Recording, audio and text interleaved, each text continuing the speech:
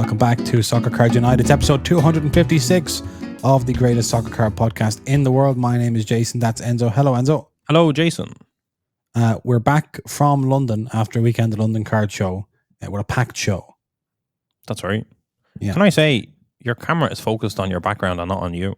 What does that tell you? How's that? Better. Okay. Speaking of camera focusing, for the viewers, this episode is starting off with a real bang. Because we're doing a live rip on the podcast, but not of a box, of a card. A rip card from Allen and Ginter. Yeah. So people may or may not know that Topps Allen and Ginter baseball product has these thing called rip cards. I say people may or may not know because I had no idea what a rip card was when I did it on YouTube, and people said, "Why didn't you rip the rip card?" But had you not seen that before, like a rip card prior? You just didn't know. I'd never seen a rip card before. Really? No. I had seen that. I'm not a big baseball card guy, you know. Just a cap guy. They're not in soccer, they're not in baseball caps, so therefore, I don't know. So this is a Marcus Semien rip card, number to 199. So I think the lower number rip cards have better hits, more likely to be inside them, etc. Now, some people opt not, like it is a choice. Like some people opt not to rip the rip card. Yeah, you can sell the rip card unripped. That's right. Maybe for $50, $100 sometime. Obviously, depending on the player and the numbering and all that stuff. That's right. But inside this rip card will be a red mini autograph card, an exclusive mini parallel, an exclusive mini wood parallel, an exclusive mini metal parallel, or a one-of-a-kind sketch card. There are old school rip cards that have cash in them. Like you just get a $20 bill. That'd be real nice. Right about now. If you dare, rip this card open to discover a collectible exclusive mini card embedded inside. You're gonna have to do it. Let's see how there's a little notch. People can't definitely not see this. I can't see that. There's a little notch at the very top of the card. Okay, let's see it, Jason. Let's get into it. Let's see it. Okay, so going like that, and you kind of rip the back of the card like this. Wow. All the way down. Let's see. Can I see who it is? I like rip cards. Look at that. It's facing out. Okay. Doesn't look like it's an autograph. Not great. So then this side kind of just comes off like this. Okay. And this side comes off like this. Absolutely fascinating stuff, dude. This is kind of as compelling as it gets, isn't it? So you had a 199 parallel. What are you left with now? You're left with a mini? A damaged rip card now that's been ripped. Now you have a mini rookie card. Okay, good. Of Mason Wynn of the St. Louis Cardinals. And it's not numbered. It's unnumbered. I thought you could get parallel. Now you've ripped the back, so you can't even verify what they told you. I don't even know what's happened here. But enthralling stuff nonetheless. I mean, if you've gone through all your packs and you didn't necessarily hit something, then you rip the rip card and you hit something juicy in there. I like rip cards. And there's also definitely like kind of like imagine like a Lamine Yamal to 199 rip card, and you actually have a choice now. You're like, I have this rookie Lamine Yamal. Do I rip it and get what could be inside it? Can you CT scan a rip card? Maybe you can. So I think I just got a base mini card. You look devastated. So I don't feel great about that. People can tell me if I missed something there. It's not a wood, it's not metal, it's just base. Base. There you go. You can't win them all. Can't win them all. Right. London at the weekend, big card show. The London card show itself. The London card show. I was there all weekend, and so you came in on the Sunday. I did a flying trip Sunday, one dayer. Yeah. And we had Faye with us as well, and it was an interesting show. I'll kick off with some observations. First, they opened a second room downstairs, which was exclusively for TCGs. It's the place in the venue where the show used to be, and then it moved upstairs, and they opened the downstairs rooms just for TCGs. There were still TCGs and sports and corporates and stuff upstairs. My observation on that was that in theory, it decreased the foot traffic upstairs and drew people downstairs, but in practice, the sports people had more room to browse the tables and to kind of walk around the show at their own pace because the aisles and the tables weren't so packed with everybody in one room. So I think that worked out on balance. I also sold a lot of single cards to collectors. A huge amount of low-end singles, I would say. Huge amount of low-end singles. of teams sold to people who were wearing jerseys or jumpers or coats with the crest of that team on them. We had opened all sorts of Premier League products in the lead up to it, so that kind of helped a lot. And also, a lot of people willing to accept X percentage of comps for their cards, especially if they were selling in bundles, either because they, just wanted to get out with them, or they wanted to raise some cash, or they wanted to put it into other stuff. But that was definitely different to previous London card shows, and I would say European card shows in general, where for a long, long time, the idea of cutting and running, or, kind of just cutting your losses has been rejected, and people have demanded full comps for their cards forever. Yeah, and not even comps. They used to always be like, I bought the box for 120, and these are the cards that came out of that box, and I want at least 120 for this. Yeah. Which is not logical at all. But yeah, we picked up like a 101 Calgary card for about £40, and it's like, in years gone past, people would hold on to a 101 and go, it's 101. I was hoping for 500. And I was like, right. Yeah. Based on what? So that was mad. When like, you got an Alphonso Davies, I think, for £25. It was a PSA 10 Fusion number to 30. Number to 30, yeah. And I just said 25 quid. Grand. Fella came up going, I have this. You said, what's the price? He said, I don't know. And I lost interest immediately, because I was kind of like, yeah, if you have one card to sell and you don't know the price of that card, So I kind of walked away going, he probably wants a fortune for it. And then when you had it, I said, what was it for? And you said 25. And I was like, Jesus, you wouldn't, you just about grade it for that. Yeah, exactly. And it's a 10. Like, actually, it was a good purchase, but it's like, it was shocking to me as well, Jason, that people were accepting, not even like just accepting comps, but people were like happy to, I don't know, they just respected, I suppose, being able to sell a card. They weren't trying to maximize it. It was very strange. It was very different. Yeah. Sign of a mature market, and also maybe a market that's not as liquid as it used to be. Yeah, and also, like, it's interesting because the people used to like take into account, one of the big differences between European card shows and American card shows was that in America, like, grading is a graded card is the standard. If you're selling a raw card, people will generally ask, why haven't you graded it? If it's good enough for you to sell, it's good enough for you to grade, surely. And for a long time, people in the UK and European hobby would kind of be like, well, I graded this, so I'm putting my grading fee included in the value of the price. But that kind of stuff has just been completely cut out, which again may or may not be a good sign. It could be a bad sign for the economy because people are like, I want to get liquid and I want to, this has to go towards the cost of living or whatever. Or it could just be a good sign for the hobby where it's like things that are, people are kind of more casual about things, which is definitely a sign of maturity, I think. Definitely. No, I was shocked to see that, to be honest. There was a lot of times when we had that kind of an interaction with someone and I was genuinely just like, oh, they're going to want a fortune for a card that's ultimately not really anything. And then they surprised me with their ask price and what they were willing to let it go for and how kind of reasonable they were. So yeah, it was a different London card show, but certainly in a positive way, I would say. Yeah, here's one thing that somebody, people always say, and then I saw actually happen in front of me. People always say that in the UK market, slabs are not, like, most people have no interest in buying graded cards, partly, because they assume it's going to be more expensive or whatever it is. But raw cards are extremely popular, and graded cards outside of the very kind of top of the collectors, the top kind of end of the collectors, graded cards are not really seen. And I always kind of thought, yeah, maybe that's true, maybe it's not. I don't know. We sell slabs from time to time, but we had slabs out all weekend. They didn't really move at all compared to the masses of graded or of raw cards that moved. And at one point, I was just standing away from the slabs, and two fellas came up. And they literally had the conversation in front of me. One of them was like, I think one of them was kind of new to the hobby and the other one wasn't. He's like, what are these? And he's like, oh, these are graded cards. Like, these are, where do you get them graded? Oh, some of them graded in the UK or America or whatever. I should say there were no cards graded in the UK on our table. But anyway, and they're like, right. He's like, oh, and like, are these more expensive? He's like, yeah. He's like, but that's cool. Like, that means it's a PSA 10 is like a gem in condition or whatever. Yeah. So I don't know. I don't really like slabs. Like, it seems more like trouble than it's worth, etc., etc. What is that? What is that kind of like rejection of slabs in the UK hobby? Like, is that a problem or not a problem, and how could you solve it if it was a problem? I honestly think that you're touching on a subject that it's almost like people that are in the hobby as deep as we are just like, yeah, PSA, you need your PSA 10s, you need everything slabbed and da. I think we've completely and utterly lost the run of what does or does not need to be slabbed.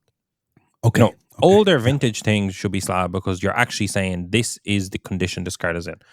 90% of modern cards are in perfectly fine condition. You don't necessarily need a grading company to tell you this is good. Like, people have completely lost that. Like, you want to, especially for older stuff, you want to make sure it's authentic and not reprinted, like not fake. And you want to know the condition. Like, I don't know. It's like, I feel like if you had like a Rolex watch, like a vintage Rolex watch, you'd want to know, is this in immaculate condition? But like if or a car, if you're looking at a vintage car, is it perfect? But if it's a car that's brand new, you're kind of going, I'm just assuming it is perfect. I'll still check it out and whatever. But like you're looking at them totally differently. Yeah, and I think yeah. Like for example, I don't think you should even need a PSA 10 aluminium alloy card. It's like, what are you talking about? It's brand it's brand new. Like, I understand you still want to verify condition, but like, I just don't think it's as relevant as it's been made to be, if that makes sense. Like, it's additional scarcity or whatever. Like, if it's gem mint, but it's like, I don't know. I think there's a bit of a problem with grading, and I can understand if you're just like, I keep most of my PC ungraded, right? Because I'm like, I like how they look. If I want to kind of display them, I'd rather not have like a plastic slab around it with text like and whatever. Like it just, I think it just I like to get the focus on the card. Yeah, I don't care about that. Like I know they're real, and their condition is kind of irrelevant to me so long as they're aesthetically good and they're not at risk of being further damaged or whatever like that. Yeah, but it's like, I don't know. I think we've kind of lost the run. So I can imagine if you're just a casual collector that's just starting, you certainly don't care. Especially if most of your cards are raw, you don't want to add a slab into that. And now it's like when you just put them together, it looks weird. Yeah, I think you've maybe hit the nail on the head there with talking about your collection and collectors in general. A lot of our sales this weekend at the London Card Show were collector based. There were people buying for their own collections, and I think if you look at the UK hobby, where even if you are trying to, there are successful resellers of cards and flippers of cards, etc., in the UK, but they're rare and they tend to travel quite extensively and internationally, to be able to do that based in the UK. But most people are like collectors, and in the States, I think it's a much more liquid market, and it's a much more you can move cards a lot more easily. So people are buying cards, and one of the things that grading does is tells you it's real, tells you the condition it's in, but it also secures transactions. It basically makes it like legal tender in the hobby. 100%. So everything's in a PSA slab, so it's like I don't have to worry about grading this. I know we can agree on values much more easily. We can agree on sales history much more easily. And it's kind of just like a standard that you have to hit if you want to join the marketplace. In the UK or in Europe in general, including Ireland, you don't have that. You're buying for your collection. You're not really thinking about the resale value. And if you are thinking about the resale value, it's not the difference between 10,000 and 25,000. It's the difference between 50 and 80 pounds.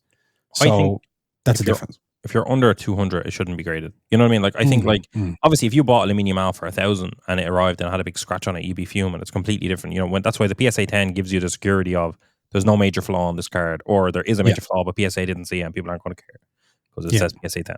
So yeah, the transactability. But I think like if you have a €50 card and grading it makes it a €200 card, I do think, I don't know. If I'm selling a 50 quid card, most people don't really care if there is a slight dimple somewhere on the card or not, or whatever. Especially like if they're just collecting, they don't. It's I tell you, the couple of slabs we did sell were actually PSA 7s and 8s. Of like we had a couple of I think it's immaculate on card autographs, that were like PSA 7s, and people are buying them because again, it's like if you put that in a PSA 10. If you put that, say it was maybe it was a Zola, Gianfranco Zola, on-card autograph, put that in a PSA 10, all of a sudden it's of interest in a much more global market. So the price you could realize out of that selling to the USA, selling to Asia is a lot higher. But in a PSA 7, I'm going to charge you around what I'd charge you for raw. Yeah, if not less. Because it's, if not less. I might say, it's a 7, it's a thick card, these things happen. But you're not it's kind of accessible. Whereas the PSA 10s, people naturally assume like that's a bit out my price range because you're trading in a it's almost like there's like a free trade agreement when it comes to PSA 10s in the global hobby. But all of a sudden there's like a trade barrier that crops up when you get the PSA 7s because people aren't necessarily going to do those transactions worldwide unless it's a vintage or it's super rare or a PSA 101 or something. So, right. Any other observations from the London Card Show? I don't know. We had a good weekend. We had probably one of our best weekends. So that's healthy for sure. Yeah. We had Wax with us, and the main thing, of people. I was only there on the Sunday. Sorry to cut you off. I was only there on the Sunday. The main thing I had is that the people I seen come up to our table were a completely fresh crop of people than we've kind of seen at any other show. That was the biggest. And we hadn't been there maybe in 3 shows, maybe since last February. So that's a long time. But it did feel like we're still onboarding a lot of new people into the hobby, and having kind of missing the show for 3 months or 3 shows, and then showing back up. It was like the faces that were there were different faces. Yeah. Which was very, very good to see. Yeah, no, for sure. And I think even like a lot of the wax that we sold, we were selling to breakers. But they weren't necessarily the same breakers that would have been coming up to the table a year ago or 18 months ago. So there is kind of a churn happening. I think a lot of people, because there's so many more regional shows now, a lot of people might go to London once a year as opposed to 4 times a year or whatever. And so but it was very interesting. You're right, to see people you're going, oh, I haven't met you before, you know? And not only have you not met them, they haven't met, people have no idea. I'm not trying to say like, you don't know who we are. Like that's a bit, you know, I'm not trying to say that, but I just mean they don't know in terms of people taking us at face value. That's right. As opposed to being like, well, come on, we did that deal back in 2022, you know, whatever. Which was encouraging. Nice. Yeah, that's right. That is right, people. Okay, let's crack on to another topic. There's been rumors going around that an under 21 European Championships Bowman product, which was supposed to be released 2 years ago, oh dear, is being released. And there were rumors going around, and we had heard kind of whisperings, and you know, it's all very kind of hush hush, and yes, could be, but nobody's saying anything yet. And then Blowout Cards, through their Blowout Buzz forum or blog, I think, confirmed that it was coming out. I think Buzz is the name of a person. Like Blowout really? Buzz, like it's Buzz from Blowout, I believe. Yeah. I thought it was like the blog was called Blowout Buzz because it was like the buzz around the hobby. I think it's just really good branding, naming, or whatever. But I think there's like a guy called Buzz or nickname Buzz at Blowout, I believe. That's amazing. I mean, this whole segment has been worth it just to find out that. That's right. I thought it was sort of a Knight's Land situation. The Knight's Land, you know, the Knight himself is a person, don't forget. So first thing so this is 2022 Bowman Chrome Road to UEFA Under 21 Euro 2023. 2021. 2020, no, 2023. 2022. No. 2023. Romania and Georgia, it was yeah, but that was it. The set is 2022 Bowman Road to the Under 21 tournament, and you're saying that tournament was in 2023. Okay, I'm just saying the product says 2022. Yeah, but in the same way that it's 2023 Topps Pristine UEFA Road to Euro 2024. That's right. Okay. So the first thing to say is that there's a picture of William Saliba here with his first Bowman card, unlicensed. Can I just say, for those that kind of backdatedly listen to this podcast, it is the 5th of November 2024 as we say this at the moment. Yeah. So the tournament took place a year and a half ago. Yeah. Right. So Bowman Chrome, is William Saliba. All of the teams that you think are unlicensed from the Euro 2024 products are unlicensed in this as well. Great. That's the first thing to say. It says it arrives December 2024. 1 auto per 20 pack hobby box, 12 boxes per case, 16 packs per light box. There's a chrome light of this. There's a hobby light of this. What's buzzworthy? See, that's confusing because if his name is Buzz, he's using himself in puns. But that's I'd do the same. Yes. What's Enzo-tastic? Oh my god.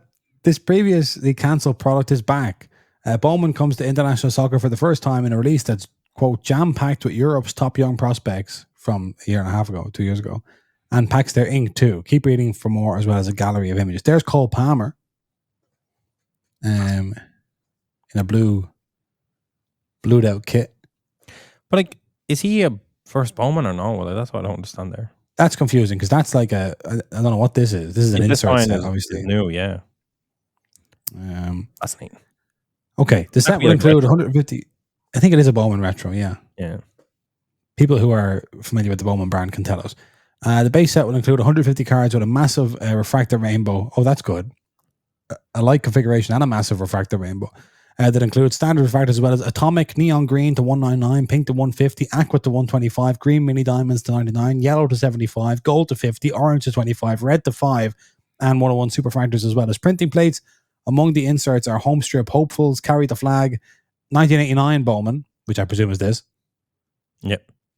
And XI inevitable 11 inevitable 11. I don't know. I can't say that. And each will have autographed and superfactor auto versions. They will have gold. Joining them will be a crop of dual autographs with only supers as parallels, along with a 24-player, 24-auto Bowman Ultimate Book card. The light format will be the home to 4 black and white Ray Wave parallels per box. It will also be the home of black and white Ray Wave autos randomly inserted into boxes. That will be the only type of ink, but the full array of parallels for unsigned cards can be found in light boxes. Inserts will have the same parallels in play, but no orange versions in light. They're hobby exclusive. How you feel? I like the look of the Nico Williams below. I'll say that. Yeah, that looks real good. That looks great. That's what you have when you have a genuinely good prospect mixed in with a licensed nation. That's what you get. So you come out with. Belgium there, Lois Openda. Saliba and Palmer unlicensed. Gonzalo Ramos, Pablo Torre. You can't remember. This was made in 2022. So this is like before. Yeah, like, are you allowed to do that? Like, is it a first Bowman if their rookie cards are out, etc., and you're releasing it this late? Like, does it count? Does it not? I don't know. That's I suppose that's one for the hobby. Yeah, I'm very unsure about how this could we is going to work. Like, release rookies that we missed in a lost rookie style, but not lost rookie. If we just go, this was actually meant to come out in 2021, and there's a rookie card for you. Yeah. Like, could you say, oh, I actually meant to put out a Euro 2004 Chrome. With Ronaldo, so there's here's a Ronaldo Portugal rookie. Yeah, apologies for that. There it is. Yeah, I don't know. Enzo, what are your feelings on this set, and specifically because we probably talked about it at the time, but specifically, what are your feelings about them sending it into the market now? Yeah, I think creating a prospect set and being 2 years late to a point where the majority of the prospects have almost played themselves out. Not all of them, of course, because football is non-linear, but I'm sure some of these players are probably without a club at this stage. Yeah. To be honest. Yeah, I think it should have been scrapped, probably, to be fair. I don't love it. I think it's blurred lines. As I said, like, could you create, a Topps UEFA 2021 Dynasty set and say this was actually, we were waiting on Cole Palmer to sign his rookie autos and this Dynasty set in 2021. Sorry about that. Here you go. Yeah. I do think the fact that it's a Road 2 product as well, which by itself, we never really like. No one likes them as it is when they're on time. Yeah. If they're going to release this but not release the actual tournament product, which again I wouldn't hope that they do release anything more, but it's messy. Even the light configuration is a disgrace as well, to be honest. I don't like it. I think it was just missed. It's weird. It's obviously they printed it in advance. Something happened that delayed it. I don't think production was what delayed it, because I think the reason they're putting it into market is because it was produced and they've had it in hand for a while. Yeah. I don't know what delayed it, to be honest. Somebody said on social media that the decent thing would be to scrap it, would be to take it on the chin and scrap it. Yeah, I think so too. Especially because I don't know. Yeah. It's just messy. It could be fun. Like, it could be all right. I think if they price it low enough, it'll be fine. But in general, it's a Road 2 product. That's kind of the worst part about it. It's kind of like, this isn't anything to begin with. And I think if it was like, I'm going to pitch you a version, a kind of alternate reality version of this, right? So they do the Euro 2024 products. They have an absolute disaster class with the stickers and everything unlicensed, right? So, but then after all the backlash from the Euro 2024 products, they go and get the licensing. And then they say, actually, do you know what we could do? We could reprint all of the cards that we didn't have licensing for in 2022. Then we do have licensing, reprint them, put them in, and now we have an incredible product. We're kind of playing it with the different lines, whatever. But the fact that you're releasing I think unlicensed, we should see progress here. We should see it was unlicensed, and then we got England or we got France, But I don't want to really go back to even further back. I don't want to see a 2022 product that's Road to an obscure tournament a lot of people don't watch is also unlicensed, because the main chase card, Cole Palmer, probably the biggest chase card, is unlicensed. So what are we talking about? Yeah. I don't know. It's one you just have to take on the chin, I think, especially considering it's 2024 going on to 2025. Yeah. And it's not as if in 2020, say, there were kind of weeks that passed without any soccer hobby boxes coming out, and the sort of an idea of a cheap and cheerful rip of an under 21 Bowman set was quite exciting. Actually, even when this came out in 2022. But now we're looking at kind of a full 365 24/7 release schedule. Collectors don't need this, and they're not asking for it. Yeah, let's get Eurochrome onto the market, considering that tournament ended in the summer. Yeah. I don't know. I don't feel comfortable about releasing a Nico Williams first Bowman card after he has played in a tournament 2 years later and was scored in the final to win the tournament. And now you're releasing a road to an under 21 tournament that happened 3 years ago, 2 years ago, 1 year ago, and it's unlicensed for a lot. No, it's super messy. I think I don't know. They would have been better, like kind of having it almost as like an event exclusive product and kind of rock it up and kind of going, this never came out, and you're at the National this year. You can buy this and have a bit of crack, and it's cheap and it's cheerful and it's whatever. Or there's ways to do it, but I can't. I don't really know. But also, to be honest, Blowout Buzz, I haven't seen it anywhere else really. So it's like when you read that there, some of those lines sounded a little bit spicy. So is that kind of Blowout? Is that Buzz, Mr. Blowout Buzz, kind of throwing his toys out? Is there almost a bit of a protest in that announcement? Oh, I see. Is it kind of? Are we kind of like? Was that put out maybe? To get a reaction from the... To get a reaction. Maybe. Because when he's like, there's a massive array of parallels. Like, that was like, you don't really... Yeah. I don't know. Would you like to hear some of the players that scored goals in this tournament? Because actually there are a lot that you'll know. Brilliant. So there were 3 players who scored 3 goals in the tournament. They shared the golden boot. Sergio Gomez, who Spanish wing back. We remember played for Man City for a couple of years. Came from Anderlecht or something. He's now at Real Sociedad.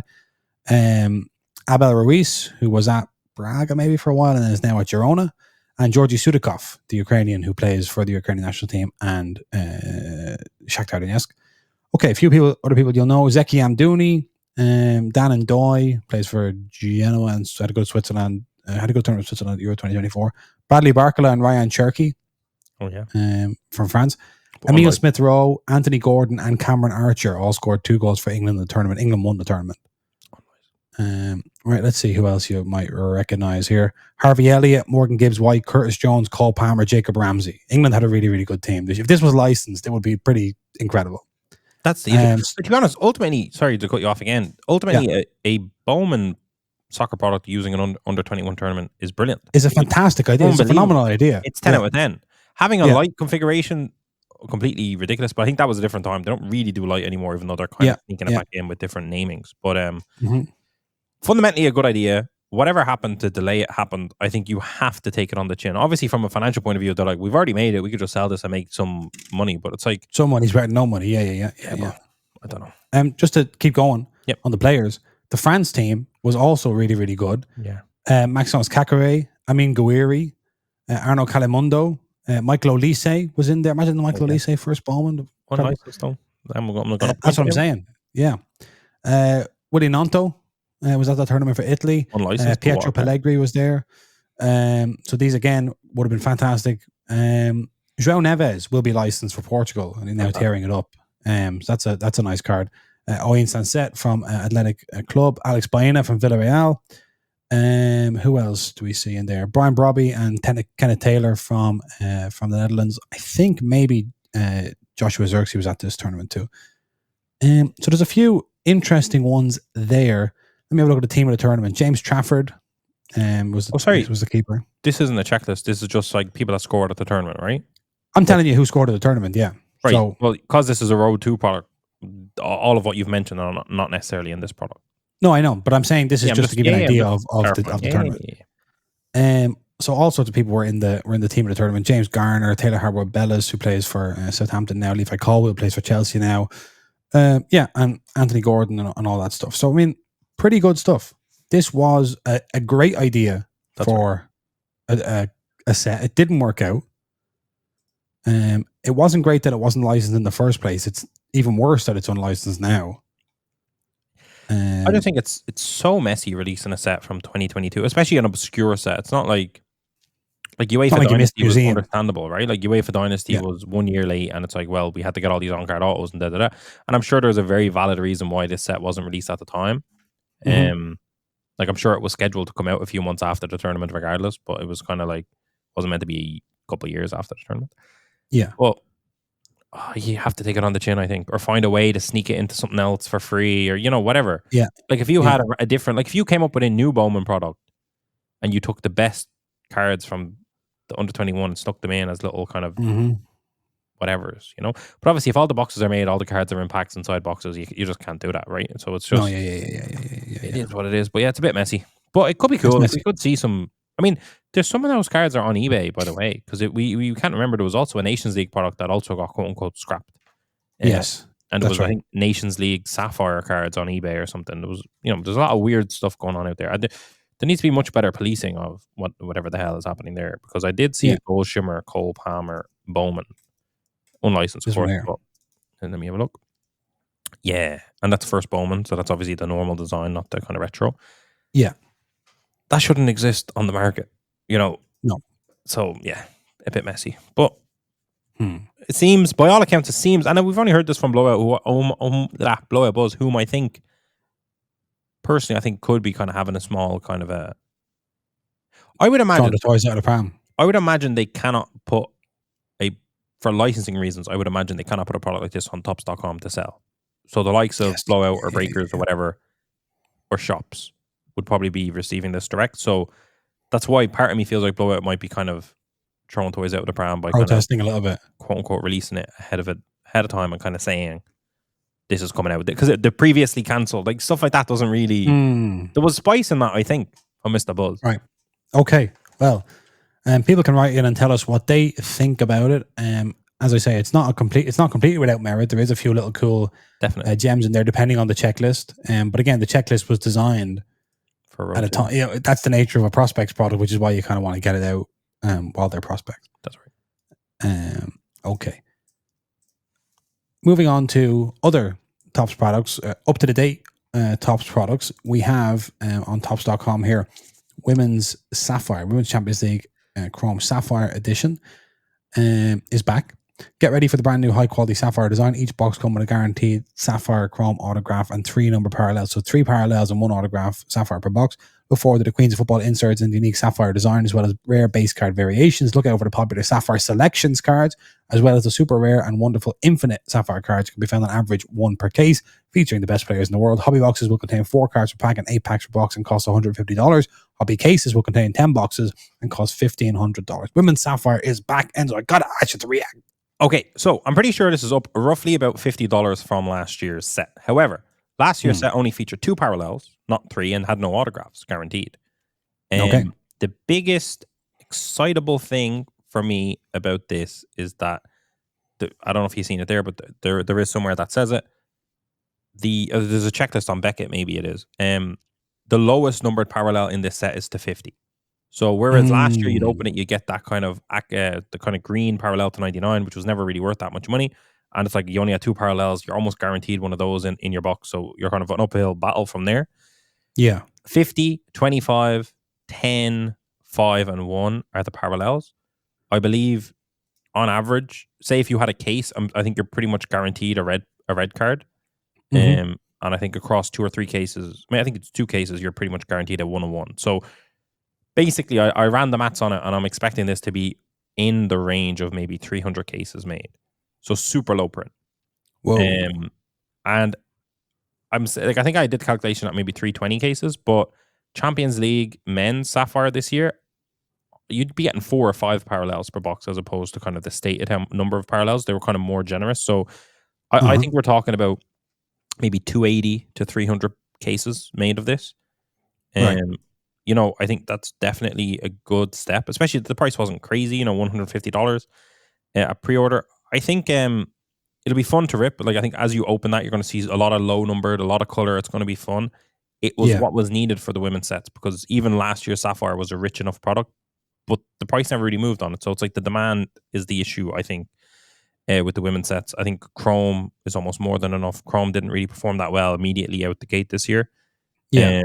So having a super short print and still a reasonable price at $150, it's not a $300 box, I think this, when it's in hand, when people, I know we've seen some of these cards on eBay as well, actually, but when it's properly in hand, I think, especially people doing a case break, etc., I actually think people are going to have a lot of fun with it, because you're just going to see 101s galore kind of coming out, and it'll be a bit of fun, I think. I'm excited Yeah. for this one, even though it would have been nicer at a slightly lower price point. But at the same time, I do think when you're opening it and seeing it, I think it'll be fun. I think it's good. Yeah, I I think it's a agree. rich set. I mean, I'm looking here. Pad Pardasha autograph variations, 1 in 1,500 packs. So that's not that's good. That's a rich product.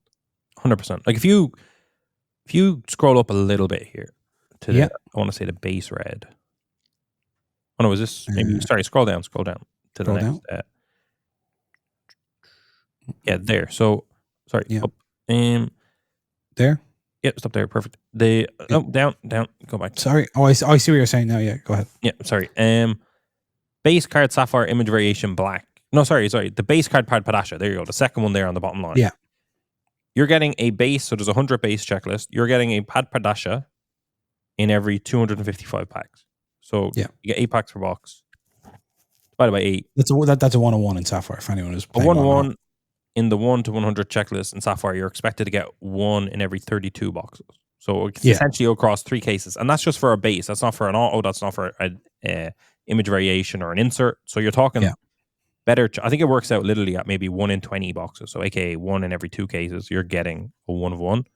And if you look at the red there, 1 in 51 packs. Like 51 divided by 8. 1 in every 6 boxes, you're getting a base red. And like there's other reds as well. So like you're probably getting a couple of reds a case. Like I think when it's in hand, people, because I don't think people pay too much attention to this really.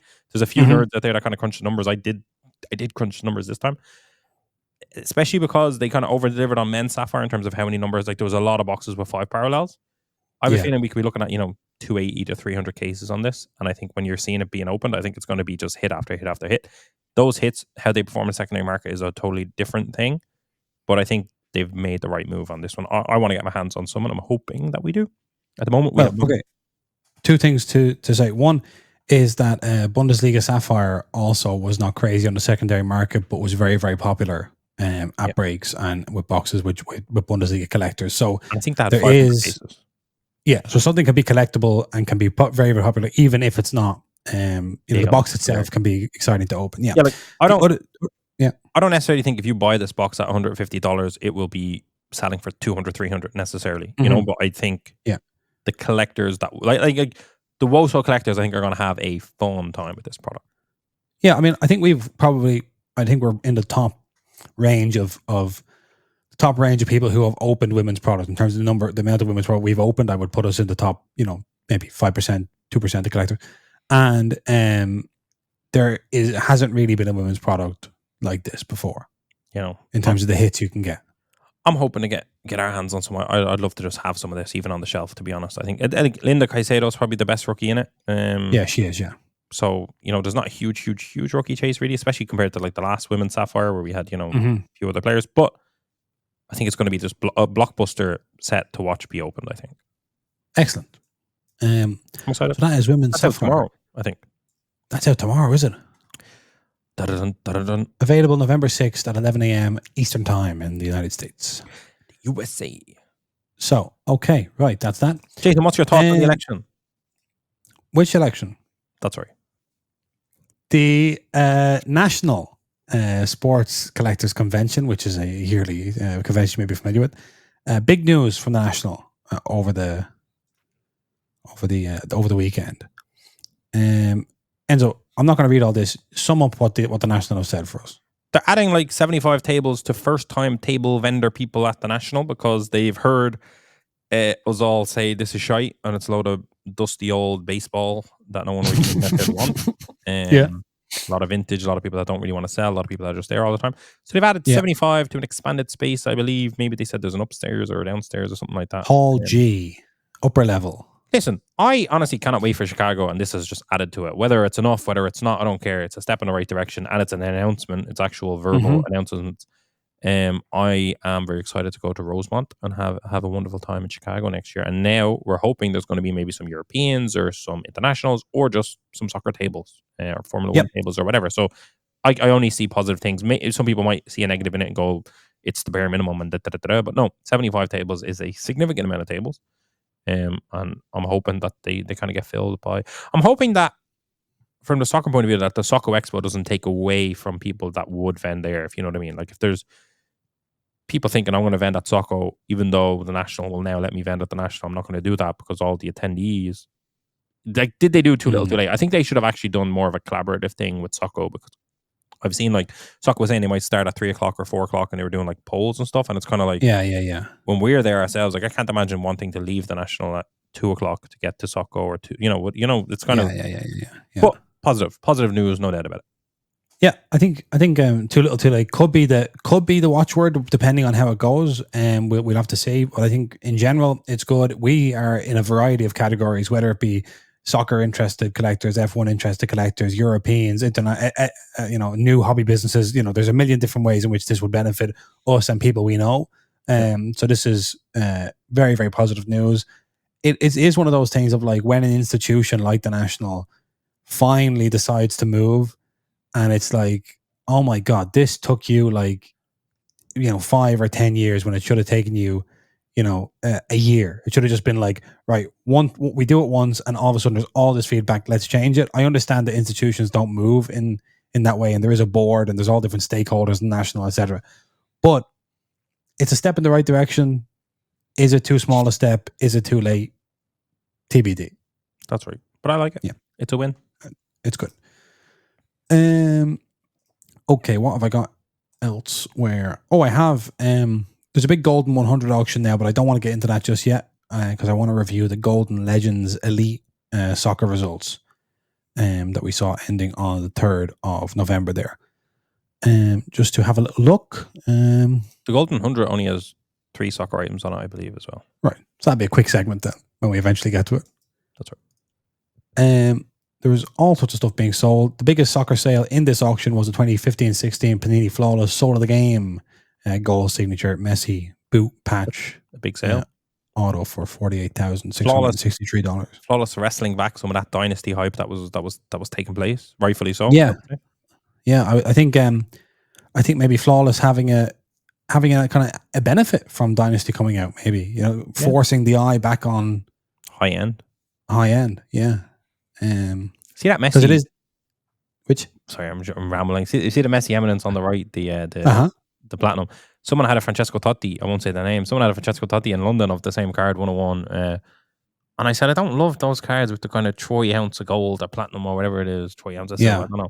I'm like, if you look at that image, Messi's a lot smaller. Like, I don't care about the platinum. Like, what use is the platinum to me? Yeah, like, you're not. If Messi wasn't carved into the platinum, that would be cool, as opposed to the eminence sign.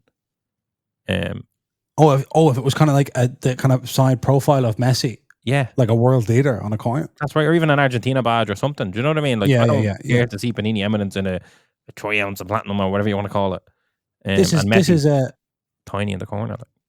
A pretty, I would say, a transferable piece of feedback, or this is one of the Soccer Card United design principles, is that we do not like when card designs prioritize the card brand over the card itself. Certainly not, no. But anyway, that was still a real good sale there, 31,000, right. 32,000. Yeah, they're fine. I think just on the relationship that Flawless might have to Dynasty, it is that kind of thing of when Flawless was the only name in town for a super premium on-card autograph soccer set, you kind of were in it or you weren't, but you immediately have an opinion between the two. It's almost like you need an alternative. Every Coke needs a Pepsi or whatever. I don't know if that's true, but I think the Argentina Messi in the middle there is one of the nicest Messi cards to exist in terms of its image and just how the card looks, the celebration, etc., etc. Like, that is the kind of card I would like to own. Messi continues to doing really, really well. Yeah, God bless him. Jose Mourinho 101, $25,000. Very, very healthy, by the way. Name another manager that could do that. I don't think there is one. There isn't. Interesting. Lamine Yamal, 101 Panini FIFA Select autograph. Yeah, not good. PSA 9 Auto 10, $26,000. Not holding up against the super factors. Not holding up against the tops, no. Now, whether that's because the market sentiment has gone towards tops, or whether that's because of the timing of it, or whether it's because people hate Panini, or someone is inflating the top sales, who knows? But that's about where I would expect the Lamine Yamal 101 to be honest. Same, yeah. So that's a real, because we were looking at this and we were saying, I wonder how that's going to compare to the super factors, and it did fall under. But can I say, that exact card without the autograph was the one that was stolen by your man. So what's it worth without an auto? Maybe 13, 14 grand. That's what your man risked his Throw whole away his reputation for. That's right. Okay, a few other things coming up here. Another Haaland Dynasty, $24,000. Haaland Dynasty continues to be its own market that I don't know the people who are buying them. That's right. But I trust that they exist and they seem to be very happy. But I actually, to be honest, looking at that in Salzburg, it looks class. But I suppose it would be class if it was a rookie. I know it's his rookie jersey and whatever, but it's kind of like if we actually had Dynasty every year, what a card that would be. It kind of gives you a look at it's a bit of a lost rookie or PAs would be like. Yeah, that's right. For sure. Here's a question for you. Would you rather buy the 2021 Jude Class Inception Orange Messi Ronaldo duel for 24,400 or the Haaland 101 Salzburg patch for 24,400? Is the Messi, what's that out of 10? 25 or 5. 5. Pop 2. I'd go with the Haaland because it's on card. I think I would. I mean, the Panini, the Colour Blast there is from the National VIPs. I can't believe that's doing as well as it is. Bizarre. Because they famously don't do well, the promo cards. But they do. Apparently they do. I'm interested. Where did that Messi finish at the end, that rookie? That's what I want to see. That's the number I need to see. $20,000. Wow. Lower than expected. Definitely. Yeah, because Messi rookies have been going on a bit of a run recently. Yeah, I'm pretty sure PSA 9 did 30,000 or 50,000 recently. So that's crazy. And Beckett continuing to decline. Yeah, that's probably says more about Beckett than it does about anything else. Someone has sold a case of Eminence. The Eminence dump continues. That's about the price. Oh, no, there was boxes of that doing 20 grand. Oh, I suppose only one per case. Is there one box per case? I think so. Yeah. Wait, go down. I want to see more. I'm having a good time here. Another Haaland 101 City kit. 19,500. Fascinating. 13,000 for a 101 Spectra. That Icons Messi, I'd probably almost prefer that to the Flawless. That is such a good card. Yeah. I know it's not Panini, obviously Flawless has his own thing, but just come on. As a card. Yeah, for sure. Endrick Sale, the Nebula from Copper Prism rookie card 101, 12,200. Which I think is I think if you're the seller of that card, that's a really good price considering how many people have I know Endrick has broken records in Brazil or whatever, but there are a number of Brazilian youngsters who have broken Brazilian records at various points in the last 20 years and then moved to Europe, and then what happens, Yeah. He may be Neymar, he could be Alexander Pato, so Pato's good.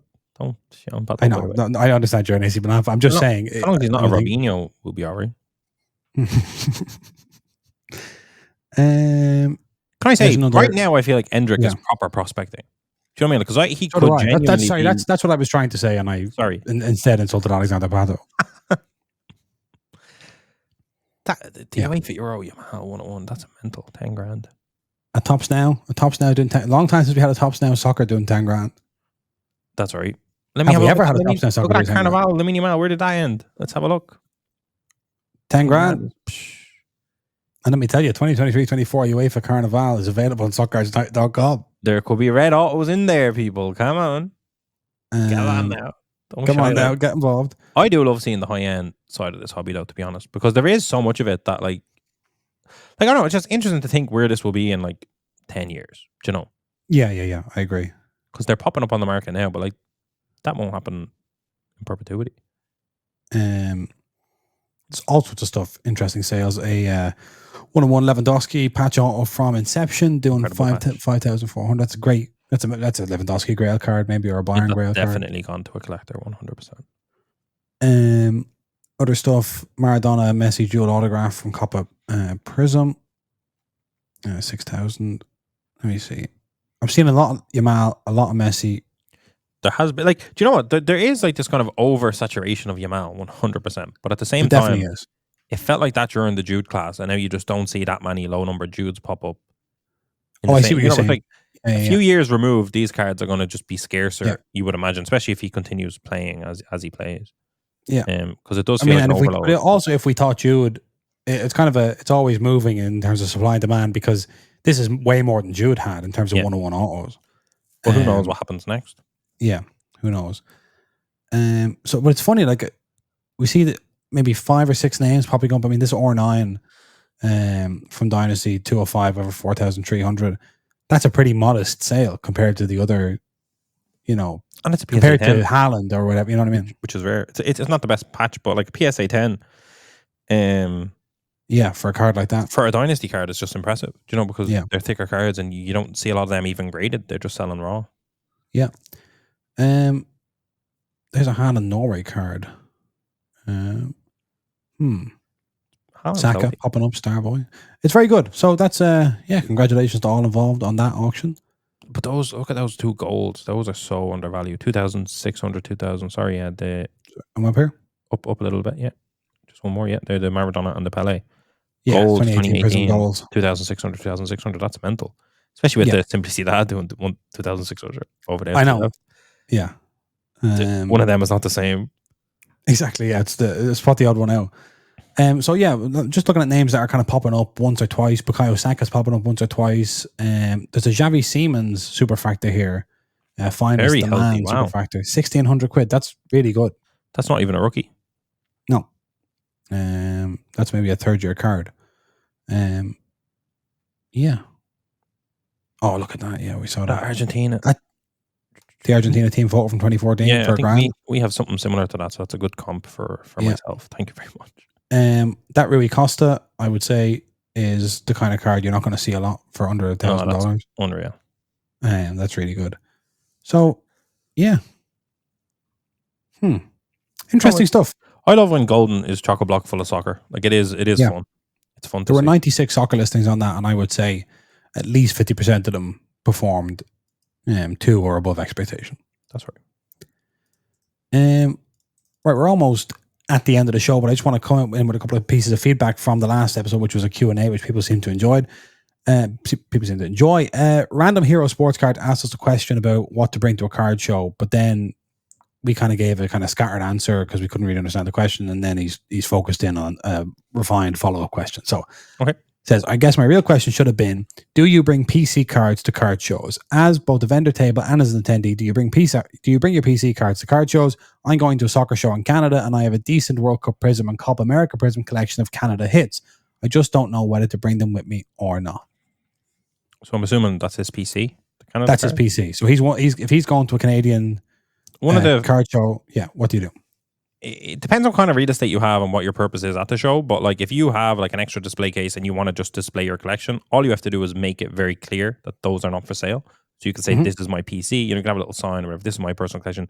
At the Dublin card show, which what a brilliant time to do this.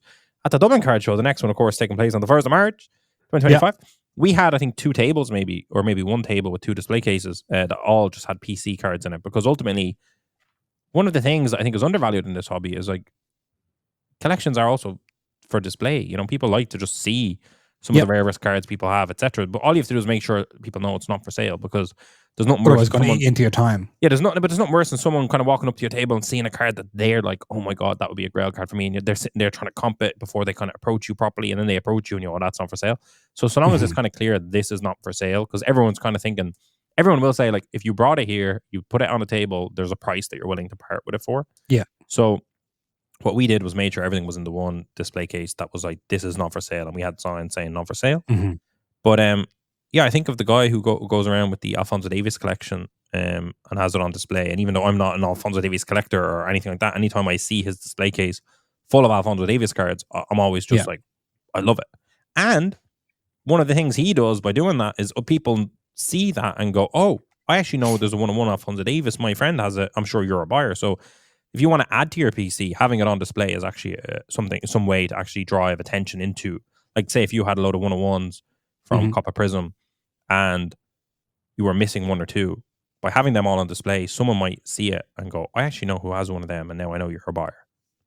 Yep. I think that's right. I also think that if you are in a situation like we are with the Ireland collection at a Dublin card show, if you're in a situation where your personal collection lines up with the market that the card show is in, that is a massive, and you have the real estate, that's a massive kind of merchandising and a massive marketing win for you. Because say, I'm going to use an American sports example and everyone's going to hate it, but if you were going to the Boston card show in Boston, Fenway card show or something, and you had a very big Red Sox collection that wasn't for sale, you could put that out.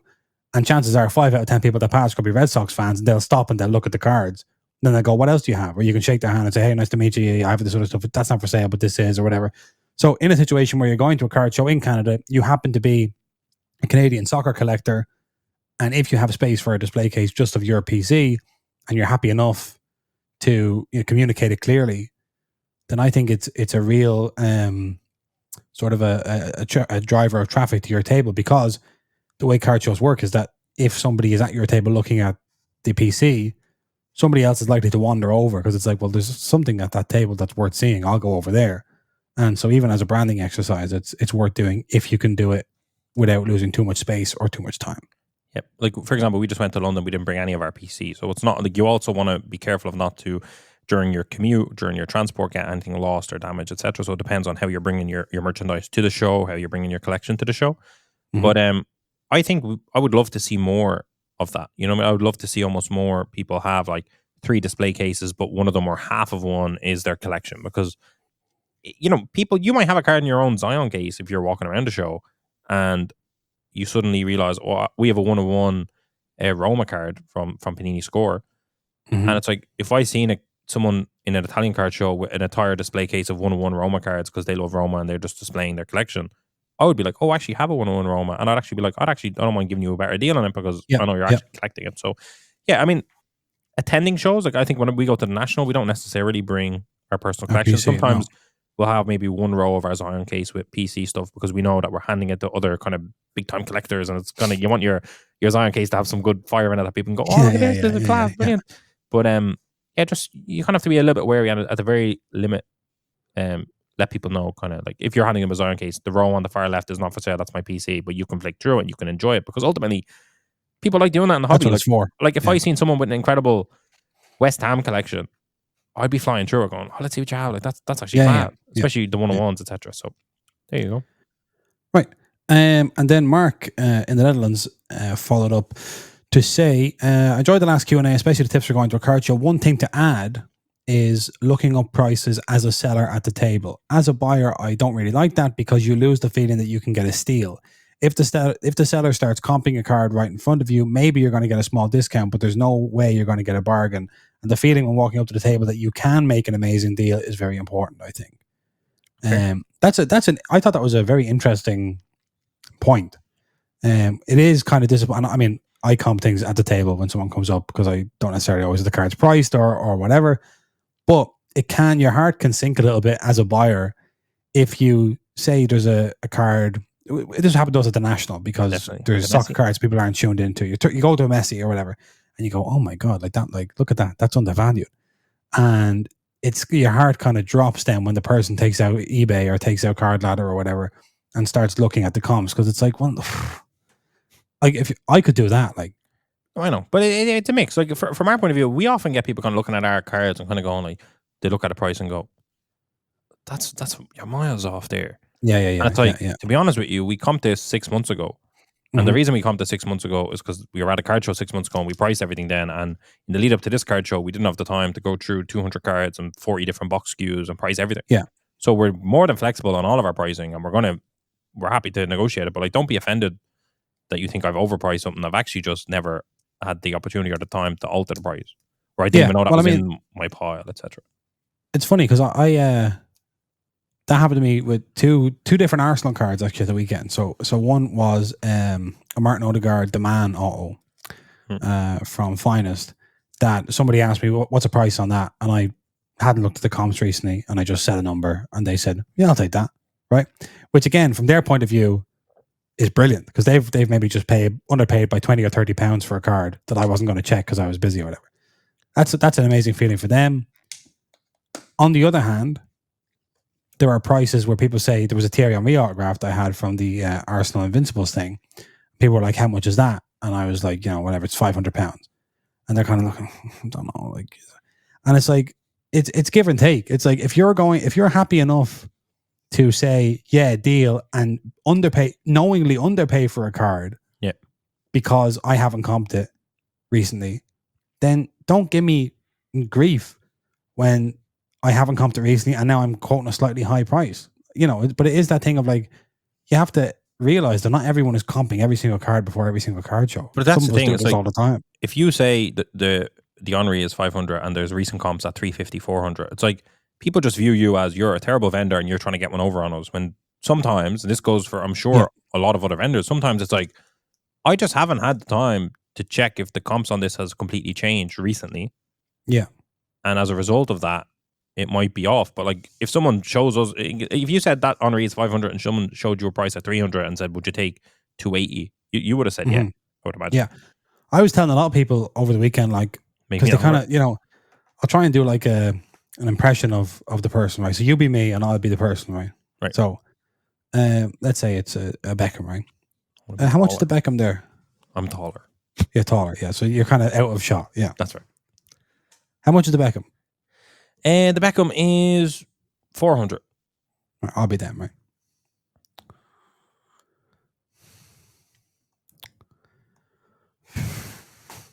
And I can see they're moving their heads. They're like sighing loudly. It's like, I know there's something on your phone that means you don't like my price. It is very, very rude for you to stand here hemming and hawing in front of me. And I've said to people many times, is there something on that phone you want to show me?